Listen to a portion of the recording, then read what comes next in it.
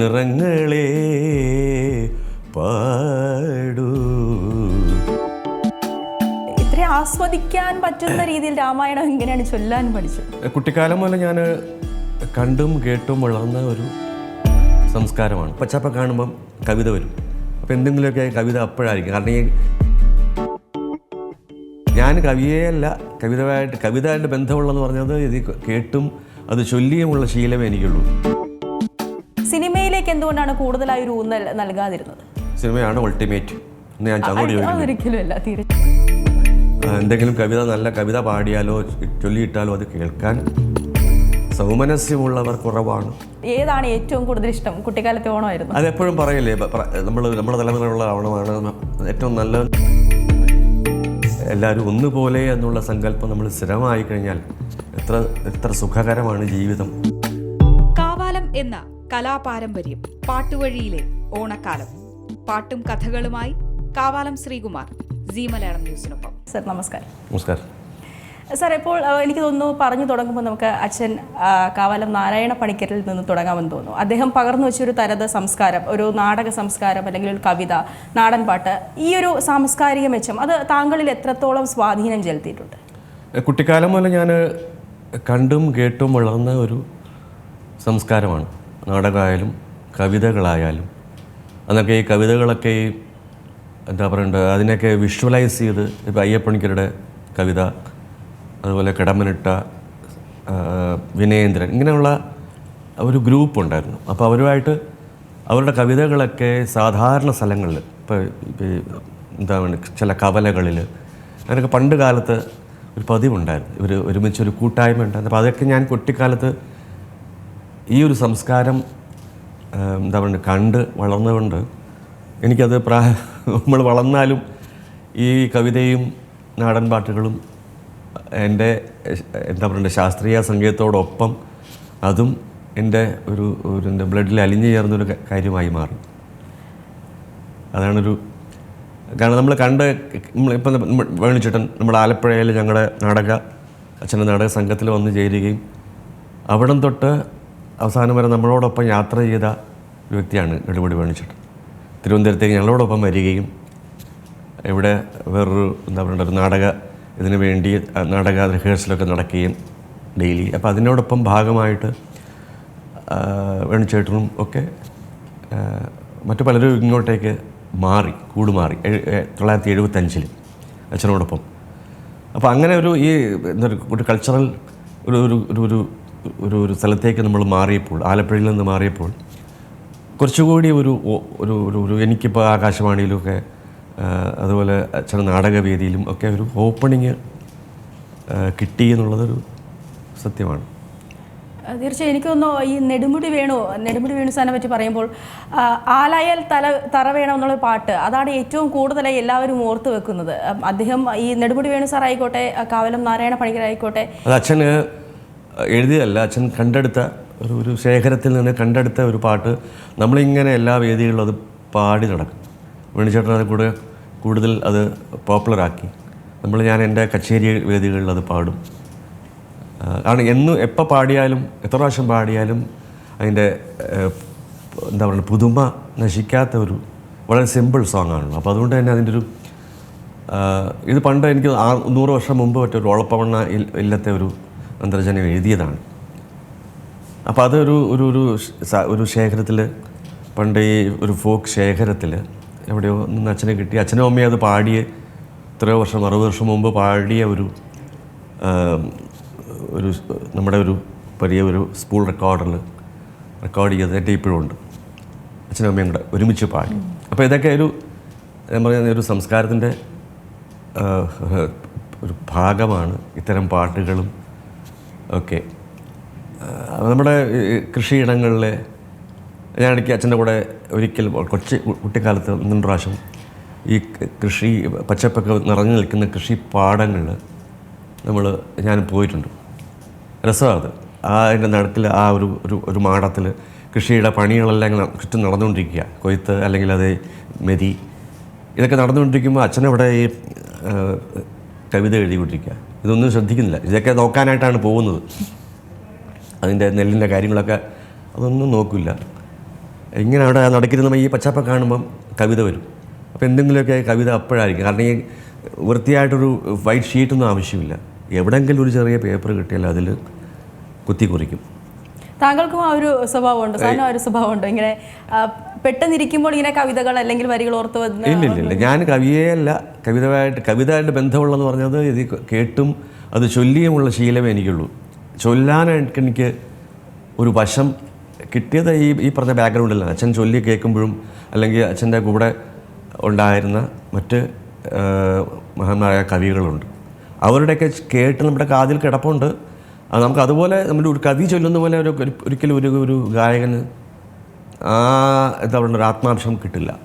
നമ്മൾ അതിൻ്റെ ആത്മാംശം നമ്മുടെ രീതിയിൽ ഒരു ഗായകൻ എന്നുള്ള നിലയിൽ അതിൻ്റെ നമ്മൾ കണ്ടെത്താൻ നമ്മൾ ശ്രമിക്കും. അതിനുള്ളൊരു ശീലം കവിത കാണുമ്പോൾ അതെങ്ങനെ ചൊല്ലണം എന്നുള്ളൊരു ശീലം ഓട്ടോമാറ്റിക്കായിട്ട് നമുക്ക് ബിൽറ്റിനായിട്ട് വന്നിട്ടുണ്ട്. അതൊരു ഭാഗ്യമായിട്ട് അതിനൊക്കെയാണ് നമ്മുടെ ഈ ഒരു ചുറ്റുപാട് നമ്മളെ ഇൻഫ്ലുവൻസ് ചെയ്തിട്ടുള്ളത്. പക്ഷെ എനിക്ക് തോന്നുന്നു, ഞാൻ ഈ വായിച്ചു കേട്ടതാണ്, കോവിഡ് കാലം സാറ് വളരെ നല്ല രീതിയിൽ വിനിയോഗിച്ചു എന്നുള്ളത്. നിരവധി പാട്ടുകളൊക്കെ ആ സമയത്ത് എഴുതിയെന്ന് ഞാനിങ്ങനെ വായിച്ചു കേട്ടു. എഴുതിയിട്ടില്ല, അതൊക്കെ തെറ്റായ നമ്മുടെ ഈ കാവാലം എന്നുള്ളൊരൊറ്റ പേര് പറയുമ്പോൾ ചിലപ്പോൾ അത് രചന കാവാലം എന്ന് പറയുമ്പോൾ ചിലപ്പോൾ ഞാൻ അച്ഛൻ്റെ പേരവിടെ കൊടുക്കുമ്പോൾ അച്ഛൻ്റെ ധാരാളം കവിതകൾ ചൊല്ലിയിട്ടുണ്ട്, 100 കവിതകളോളം. അപ്പം അങ്ങനെ തെറ്റിദ്ധരിച്ച ഒരു സംഭവമാണ്. ഞാൻ പലപ്പോഴും വിചാരിച്ചുകൊണ്ട് എനിക്കും എഴുതിയാൽ കൊള്ളാമല്ലോ എന്നുകൊണ്ട് ഞാൻ വിചാരിച്ചു പോകും. അത് കാണുമ്പോൾ പലരും കവി ഗാനരചിത നമുക്ക് ഇൻട്രൊഡ്യൂസ് ചെയ്യും, ഞാനൊന്നും തിരുത്താൻ പോകാറില്ല. അപ്പോൾ ഈ ഒരു സോപാനം എന്ന നാടകക്കളരി, അതിൻ്റെ ഒരു ഉത്ഭവം, അതിനെക്കുറിച്ച് ഒന്ന് പറയുമ്പോൾ എങ്ങനെയാണ്? അത് ആലപ്പുഴയിൽ വെച്ചിട്ട് തിരുവരങ്ങ് എന്ന് പറഞ്ഞൊരു നാടക സമിതിയായിരുന്നു.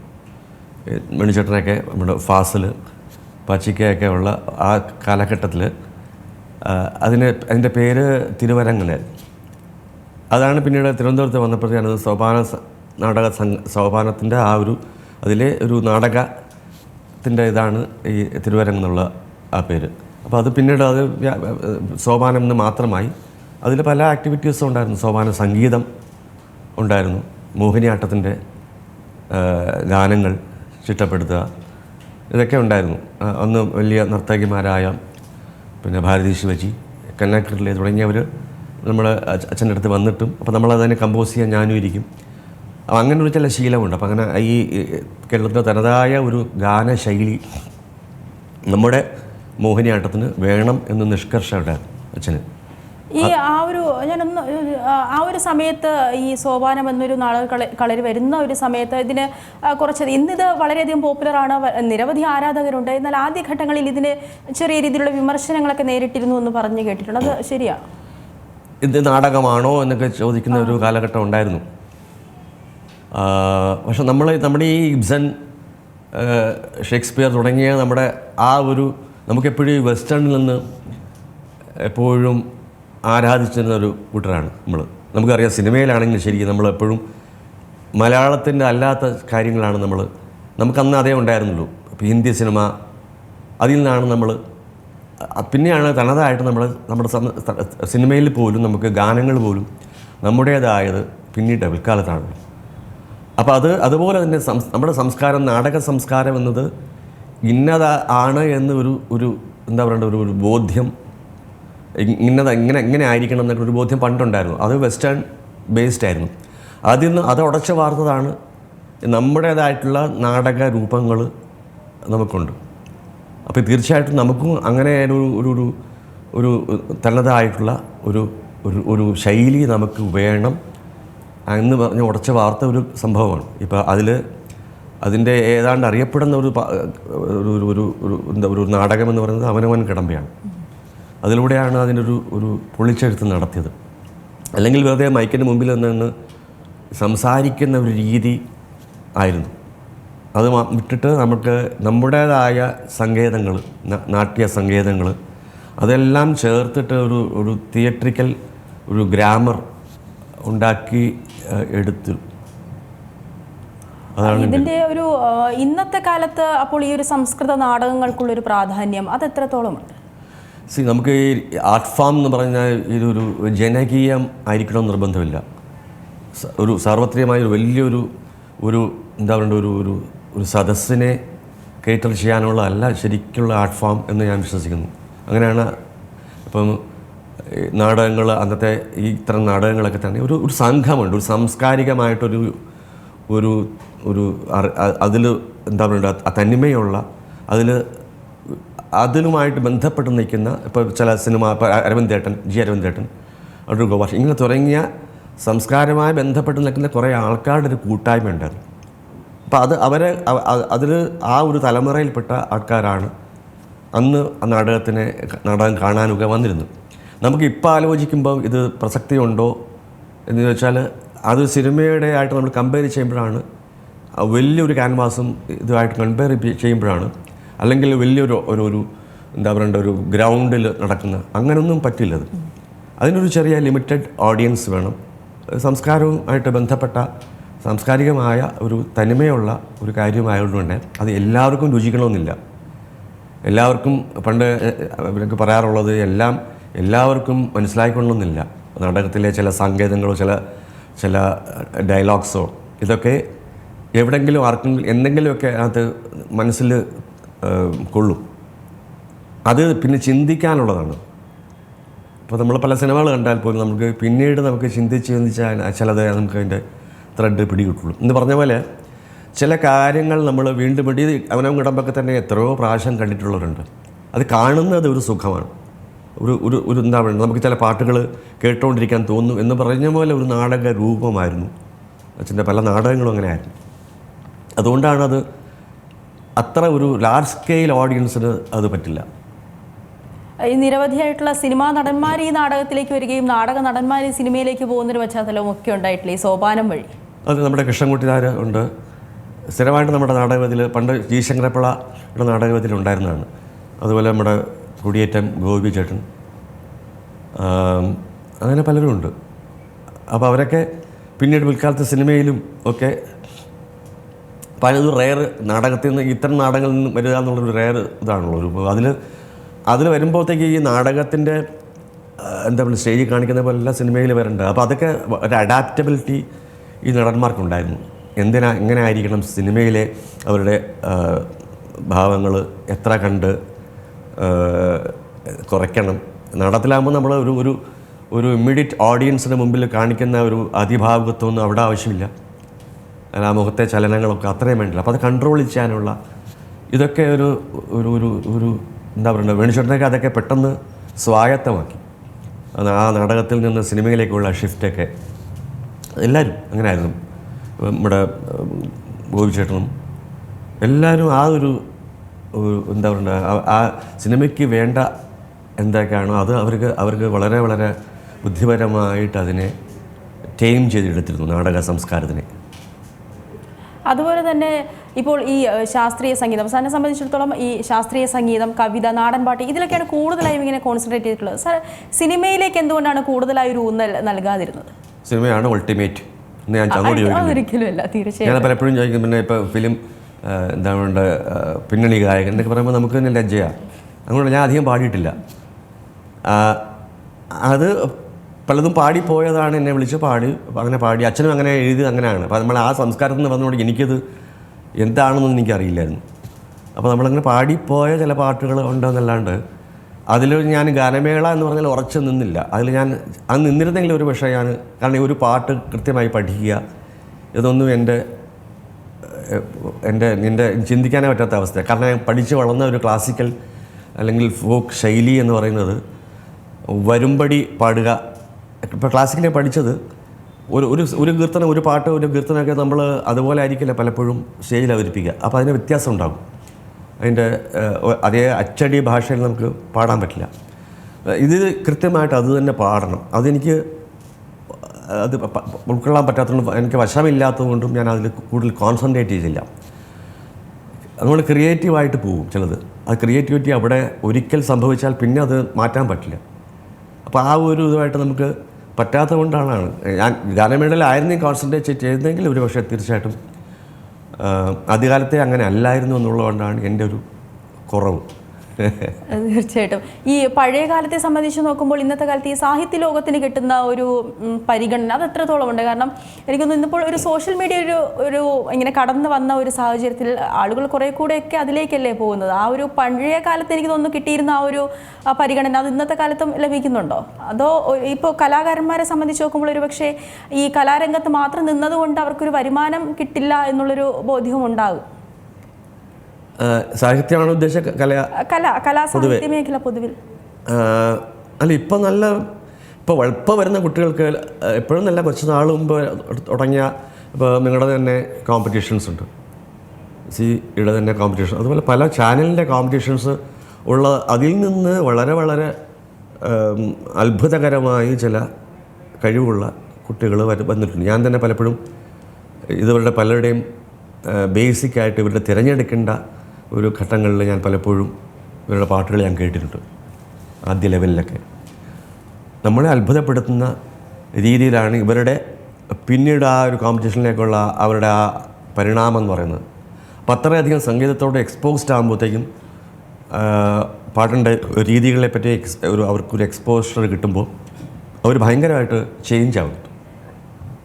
നല്ല രീതിയിൽ നമുക്ക് ഓൾ ഇന്ത്യ ലെവലിൽ തന്നെ പലപ്പോഴും മലയാളത്തിൽ നിന്നുള്ള കുട്ടികൾ നമ്മൾ കാണാറുണ്ട് പല ചാനലിലും. അപ്പോൾ അത് അവരെ പിന്നെ നമ്മൾ പല വേദികളിലും അവർക്കൊക്കെ പിന്നെ ഗാനമേളകളിൽ പോകുമ്പോഴത്തേക്കും അവർക്കൊന്നും ഞാൻ ഇന്ന ആളാണെന്ന് പറയേണ്ട ഒരു അവസ്ഥയില്ല. അവർ ഓൾറെഡി അവരുടെ ഫേസൊക്കെ എല്ലാവർക്കും അറിയാം, ആരാണെന്നറിയാം. അങ്ങനൊരു ഘട്ടം ഇപ്പം ഇല്ല. കാരണം അത് everything is based on film എന്നുള്ള മാത്രമേ ഒരു കുഴപ്പം മാത്രമേ ഉള്ളൂ. മറ്റുള്ള സാംസ്കാരികമായ മറ്റുള്ള പല മേഖലകളെയും തുടച്ച് നീക്കിക്കൊണ്ടാണ് സിനിമാ സംഗീതം ഉയർന്നു വന്നത് എന്നുള്ളതാണ്. മറ്റെല്ലാം ഒരു മൃതപ്രായമായി പലതും. അപ്പോൾ അതിൽ കവിത പണ്ട് കവികളെ കേട്ടിരുന്നൊരു കാലഘട്ടം ഉണ്ടായിരുന്നു മലയാളത്തിൽ. എല്ലായിടത്തും കവികൾക്കൊരു വിലയുണ്ടായിരുന്നു. അവർ ഈ എന്താ പറയണ്ടത് പലതും മുൻകൂട്ടി കാണാൻ കഴിവുള്ളവരാണ്. ഇപ്പോൾ സുഗതകുമാരി ടീച്ചറിൻ്റെയൊക്കെ കവിത പണ്ട് തൊട്ടേ പറയുന്ന ഈ പ്രകൃതിയെ പറ്റിയൊക്കെ പറയുന്നത് നമുക്കിപ്പം വളരെ സത്യമായി മാറിയിരുന്ന അവസ്ഥയാണ്. അത് ഓൾ ഇന്ത്യ ലെവലിൽ തന്നെ അതിൻ്റെ ഒരു പ്രസക്തി അവരന്ന് പറഞ്ഞ കാട് സംരക്ഷിക്കുക എന്നൊക്കെ പറഞ്ഞത് എത്രയോ പ്രോഫസിയോട് കൂടിയാണ് അവരിതൊക്കെ മുൻകൂട്ടി കണ്ടുകൊണ്ടാണ് ഇതൊക്കെ പറഞ്ഞത്. അപ്പോൾ അത്തരം കവികളുടെ വാക്കുകൾ കേൾക്കുന്ന ഒരു സമൂഹം ഇപ്പം ഇല്ല. എന്തെങ്കിലും നല്ല കവിത പാടിയാലോ ചൊല്ലിയിട്ടാലോ അത് കേൾക്കാൻ സൗമനസ്യമുള്ളവർ കുറവാണ്. അപ്പം അങ്ങനെ നമ്മുടെ സംസ്കാരത്തിൻ്റെ എന്താ പറയുക ഷിഫ്റ്റ്, അതിനൊരു ഷിഫ്റ്റ് വന്നു, സാംസ്കാരികമായിട്ടൊരു ഷിഫ്റ്റ് വന്നിട്ടുണ്ട്. അത് കാലത്തിൻ്റെ ഗതി അനുസരിച്ച് മനുഷ്യൻ സഞ്ചരിക്കുക. ഇപ്പം തന്നെ നമുക്കറിയാം 1.5 മിനിറ്റ് മനുഷ്യൻ കേൾക്കാനുള്ള നമ്മുടെ ബുദ്ധിയുടെ ആ എന്താ പറയേണ്ട അതിൻ്റെ സമയം എന്ന് പറഞ്ഞാൽ 1.5 മിനിറ്റായി ചുരുങ്ങിയ 90 സെക്കൻഡായി ചുരുങ്ങിയ ഒരു അവസ്ഥയാണ് നമ്മളിപ്പോൾ. അപ്പോൾ വിശാലമായിട്ടോ വിശദമായിട്ടോ നമുക്കൊന്നും ചെയ്യാൻ പറ്റില്ല. ആ ചെയ്തതിൻ്റെ ഒരു 90 സെക്കൻഡ് എല്ലാവരും കാണും, അത് രസകരമാണെങ്കിൽ കാണും. എല്ലാത്തിനും നമ്മളെ മനുഷ്യനെ പിടിച്ചിരുത്താനുള്ളൊരു ഘടകം അതിനകത്ത് വേണം എന്നുള്ളതാണ്. അതുകൊണ്ടാണ് ഈ റെയിൽ സംസ്കാരം നമുക്ക് വളർന്നു വന്നത്. അതെ. അപ്പോൾ ഈ കാവാലം നാരായണ പണിക്കരെ പറ്റി പറയുമ്പോൾ നിരവധി ഗാനങ്ങൾ ജനങ്ങൾക്ക് ഓർത്തിരിക്കാനുണ്ട്. നിരവധിയായിട്ടുള്ള ഗാനങ്ങൾ ഇങ്ങനെ ഇപ്പോഴും മൂളി നടക്കുന്നുണ്ട്. സാറിനെ സംബന്ധിച്ചിടത്തോളം അച്ഛൻ്റെ ഏറ്റവും ഇഷ്ടപ്പെട്ട ഗാനം ഏതാ? പലതുമുണ്ട്. പൂവാങ്കുഴലിയുണ്ട്, നിറങ്ങളെ എന്ന് പറഞ്ഞൊരു പാട്ട്. നിറങ്ങളെ പാടൂ കളമെതിലെഴുതിയ. അപ്പോൾ അതിനകത്ത് ഉപയോഗിച്ചിരിക്കുന്ന ഇമേജറി, ഇപ്പോൾ കളംപാട്ടിൻ്റെയൊക്കെ കളമെതിൽ എഴുതിയ ദിവ്യാനു കളംപാട്ടിൻ്റെ ഇതൊക്കെ എടുത്ത് ഫിലിം ആ ഒരു സോങ്ങിലേക്ക് സന്നിവേശിപ്പിക്കുക എന്ന് പറയുന്നത് വലിയൊരു സംഭവം തന്നെയാണ്. അതുപോലെ പലതുമുണ്ട്. ഇപ്പം MP ശ്രീനിവാസനായിട്ട് പലതും ചെയ്തിട്ടുണ്ട്, ദേവരാമ മാഷായിട്ട് ചെയ്തിട്ടുണ്ട്, ദക്ഷിണാമൂർത്തി സ്വാമിയായിട്ട് ചെയ്തിട്ടുണ്ട്, അർജുനൻ മാഷ് തുടങ്ങിയവരായിട്ടൊക്കെ ചെയ്ത് പോകുന്നുണ്ട്. അതുപോലെ നമ്മുടെ ശരത്ത് ആയിട്ട് ചെയ്തിട്ടുണ്ട്, ആണ്ടേലാണ്ടേ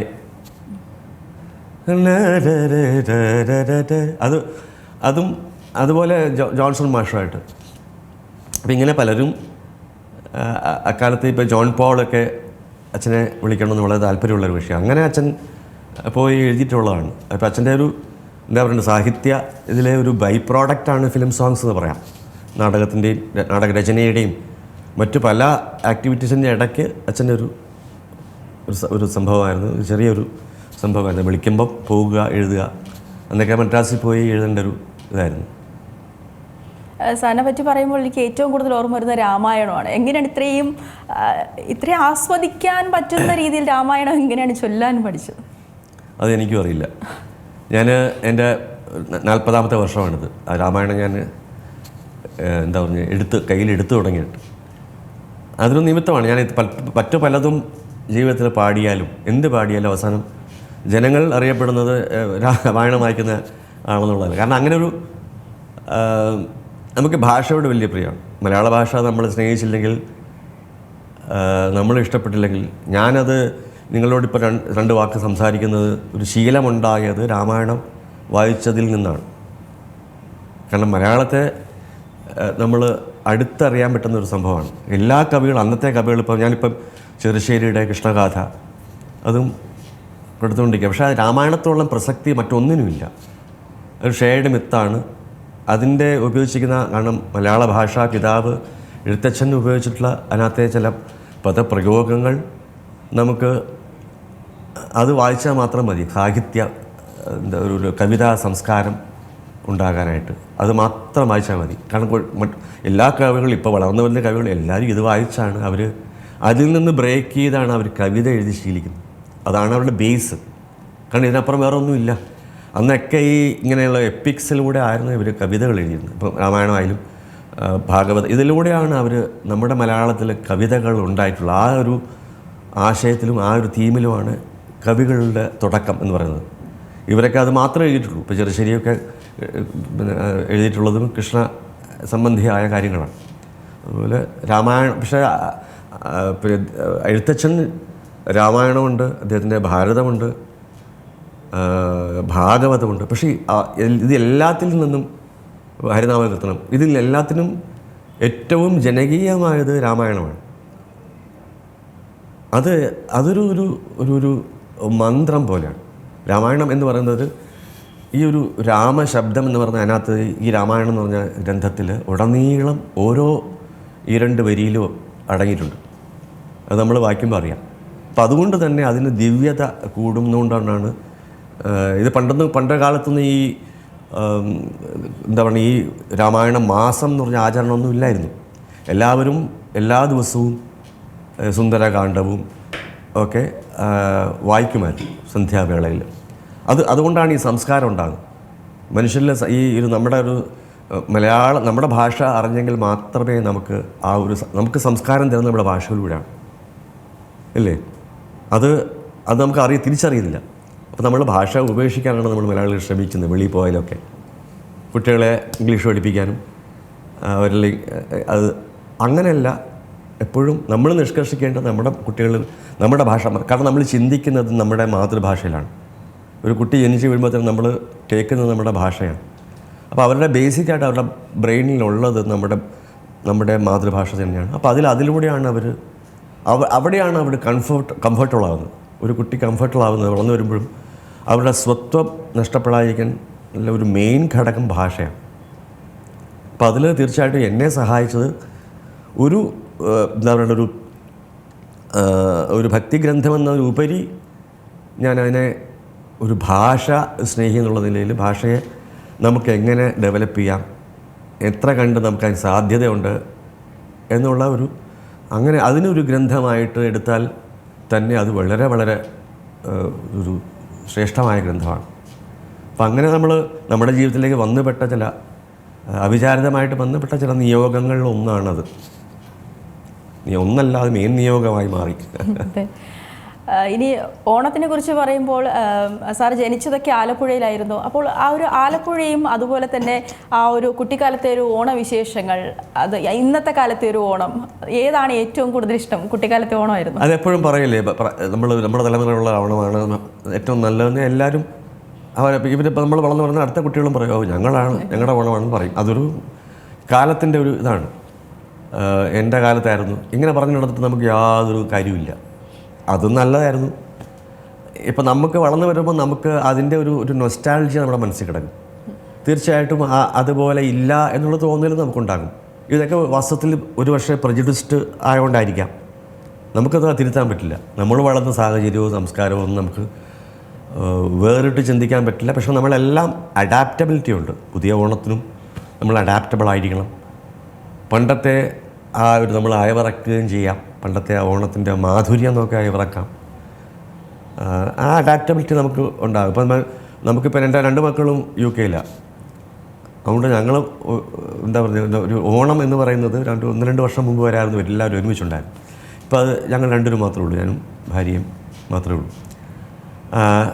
അപ്പോൾ അത് നമ്മൾ ചുരുങ്ങി നമ്മുടെ ഒരു എന്താ പറയേണ്ട ഒരു കേരള സമൂഹം തന്നെ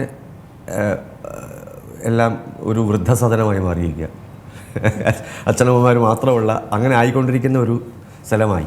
പക്ഷെ അവിടെ നമ്മൾ പലപ്പോഴും ഓണം എന്നത് നമ്മുടെ മനസ്സിലേക്ക് ഓടിയെത്തുന്ന ഒരു സുഖകരമായ സ്മരണയാണ് അല്ലേ. കാണം വിറ്റും ഓണം ഉണ്ണണം എന്ന് പറയുന്ന ചൊല്ലും മാവേലി നാടുവാണിയിടം കാലത്ത് മനുഷ്യരെല്ലാവരും ഒന്നുപോലെ എന്നൊക്കെ പറഞ്ഞ ദിവ്യമായ ഒരു സങ്കല്പമാണ്. ഒരിക്കലും നടക്കാത്ത സങ്കല്പമാണ്. എങ്കിൽ പോലും നമ്മളത് ഓണക്കാലത്ത് നമ്മളത് വീണ്ടും അത് പുതുക്കുന്നു. ആ ഒരു ആശയം നമ്മുടെ മനസ്സിലിട്ട് നമ്മൾ അങ്ങനെ ആകാൻ ശ്രമിക്കുന്നു മനസ്സുകൊണ്ട് കുറച്ച് നാളെങ്കിലും അല്ലേ. അത് നമുക്ക് സ്ഥിരമായി നമുക്ക് ആ ഒരു എല്ലാവരും ഒന്നുപോലെ എന്നുള്ള സങ്കല്പം നമ്മൾ സ്ഥിരമായി കഴിഞ്ഞാൽ എത്ര സുഖകരമാണ് ജീവിതം. എന്നും നമുക്ക് ഓണമാകാം അങ്ങനെ ഒരു സങ്കല്പം വന്നെങ്കിൽ. അപ്പോൾ ഓണത്തിൻ്റെ സങ്കല്പം അത് തന്നെയാണ്. എല്ലാവരും ഒന്നായി ഇരിക്കുക, ജാതി മതഭേദങ്ങളൊന്നുമില്ല, വ്യത്യാസമില്ലാണ്ട് ഒരുമ എന്ന് പറയുന്നതിലാണ് ഓണത്തിൻ്റെ അതിൻ്റെ ക്രക്സ് കിടക്കുന്നത്, അതിൻ്റെ ഒരു ജീവൻ. വളരെയധികം നന്ദി സാർ. ഈ ഒരു ഓണവിശേഷങ്ങളും ജീവിത വിശേഷങ്ങളും എല്ലാവർക്കും നല്ല ഒരു ഓണം ആശംസിക്കുന്നു. ഏറ്റവും പുതിയ വാർത്തകളും വിശേഷങ്ങളും വിരൽ തുമ്പിലറിയാൻ സീ മലയാളം ന്യൂസ് എല്ലാ ഡിജിറ്റൽ പ്ലാറ്റ്ഫോമുകളിലും ലഭ്യം.